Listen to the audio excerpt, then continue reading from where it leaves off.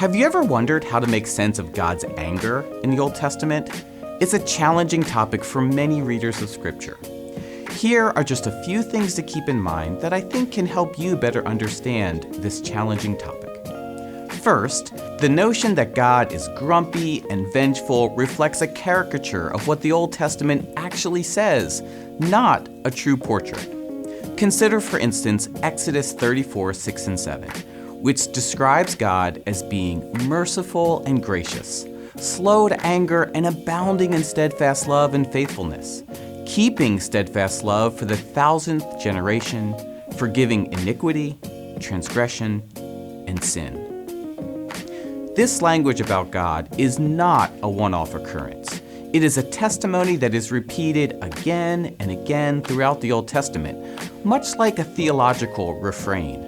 In fact, years later, when the disciples recognize that Jesus is truly God incarnate, it's in part because they see in him the very characteristics described in Exodus 34.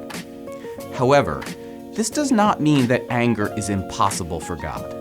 Later, in that same passage, we learn that God by no means clears the guilty, but visits the iniquity of the parents upon the children to the 3rd and 4th generation. Man, talk about holding a grudge. This is a hard thing to hear about God. Even so, it's important not to miss the point this text is trying to make. While God's anger can extend to the 3rd and 4th generation, God's loving kindness extends to the 1,000th generation.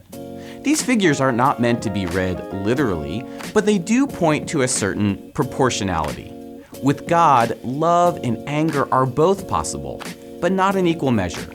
In the Old Testament, God's capacity for love overwhelms God's capacity for anger. What's more, it's important to remember that the opposite of anger is not love, it's apathy. And if you think of it, we really do not want an apathetic God. We do not want a God who is indifferent to injustice and to sin. We should expect that these things will elicit a passionate response from God. That response might be one of anger.